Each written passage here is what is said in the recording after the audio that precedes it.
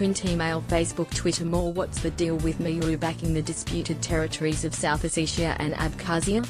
A small breakaway republic in the Caucasus whose independence is not recognized by the international community is using Nauru to represent its interests at the United Nations, according to President of South Ossetia Anatoly Bibalov. Nauru is the only Pacific country which recognizes South Ossetia and Abkhazia, two areas seized by Russia from Georgia in a brief war in 2008. Moscow has reportedly given Nauru economic assistance since they decided to recognize the breakaway Georgian republics. For smaller nations in the Pacific with few resources, it can be tempting to use their sovereignty for sometimes unusual purposes.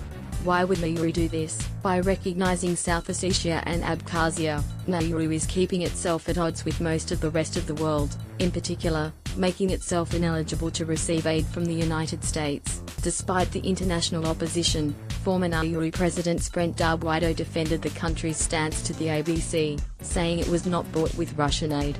If you fly out to South Ossetia and have a look and talk to the local community and the people there, you see a different side than what you see on the media or the international perspective, he said.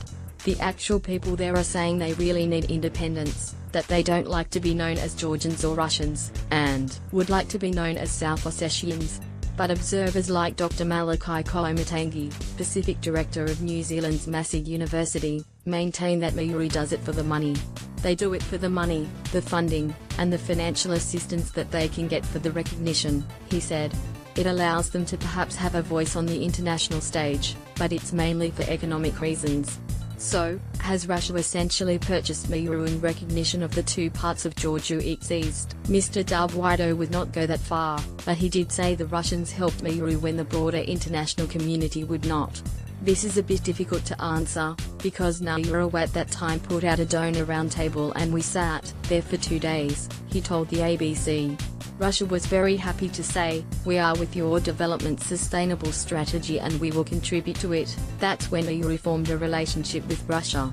What are the risks for Nauru? Last year, the US signed an appropriation bill that would cut off funding for any international organizations directing funds towards states that recognize South Ossetia and Abkhazia. There was concern that this would cut off funding to Nauru through the Asian Development Bank, but just last week there was a new agreement signed between Nauru and the Asian Development Bank over a high-speed internet connection for Nauru. Melbourne-based writer on the Pacific and International Affairs Grant Wyeth said she believed Nauru may be benefiting from some international sympathy because of its size and vulnerability.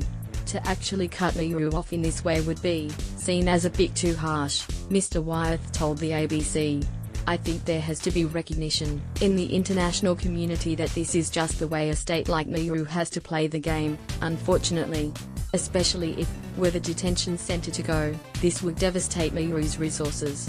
But Dr. Kolomatangi added this by no means was the first time a Pacific nation had used its sovereign status unusually. Tonga, for example, at the height of the Cold War, threatened to allow the former Soviet Union to construct a base in the northern Tongan island of Vavau.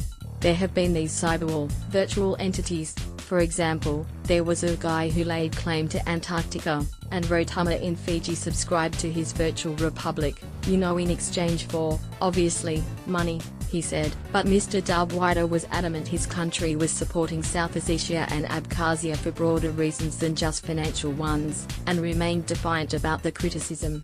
To be frank, I'm very proud of the way Nauru stands. We don't bow down to Russia, we don't bow down to the US, and don't bow down to Australia, he said. Print, email, Facebook, Twitter.